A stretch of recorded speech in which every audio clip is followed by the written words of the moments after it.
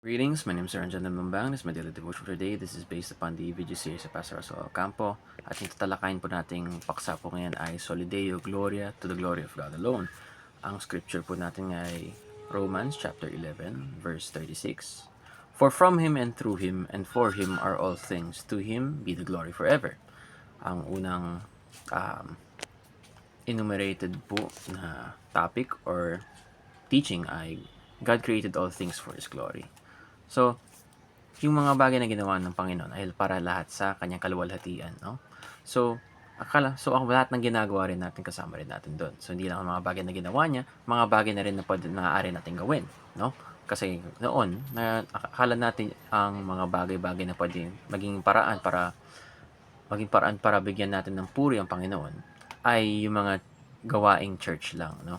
Kaya may pagkakaiwalay nitong dalawa, yung secular, tas yung things ng pang church. Yung secular, yung kahit anong ginagawa, mga neutral na bagay, kagaya ng pagtatrabaho, paggawa ng tinapay, pagluto, pagwalis, lahat yan ay secular. At yung gawaing church naman, ay yung parang worship, devotion, prayer, being priest, pastor, lahat yun.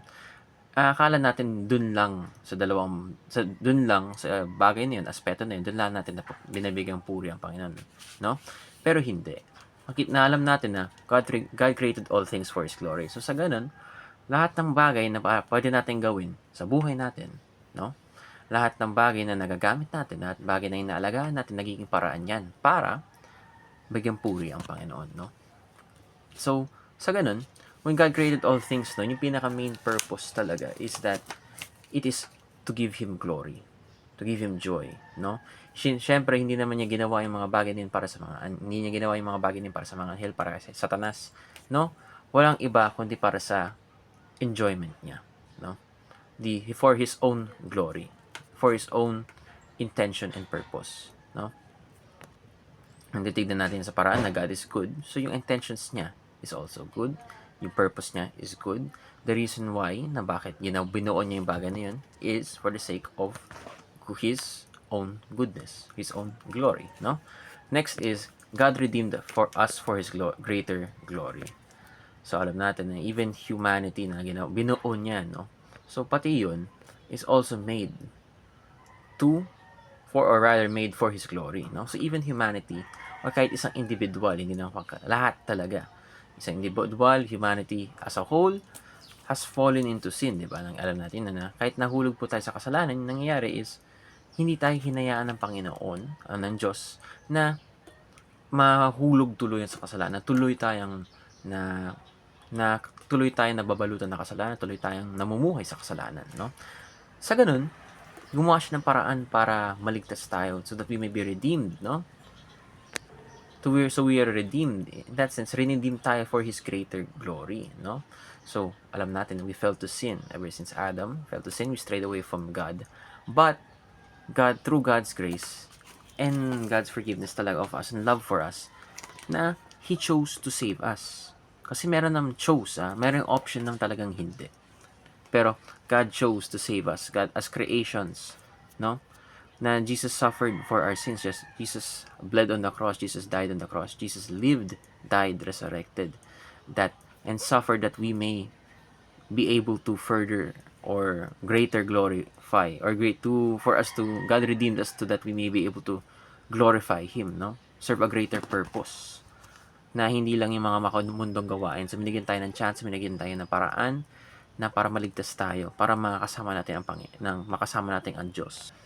At sa ganun, now we no longer live for our own wants. Nababalik talaga tayo sa original na intention, yung original na purpose talaga dapat tayo nabuo para sa glorification ng Diyos. O para sa glorification ng Diyos, no? Sa ganun, nakabalik na tayo and we serve our purpose to glorify God, no? Gave His Son that we may be able to greater glorify God. So God redeemed us for His greater glory, no? Lastly, God desires that we see His eternal glory. So, yung maganda dito talaga, require, no? Yung salitang require na hindi lang tayo parang hindi lang required as in needs, wants talaga, great want.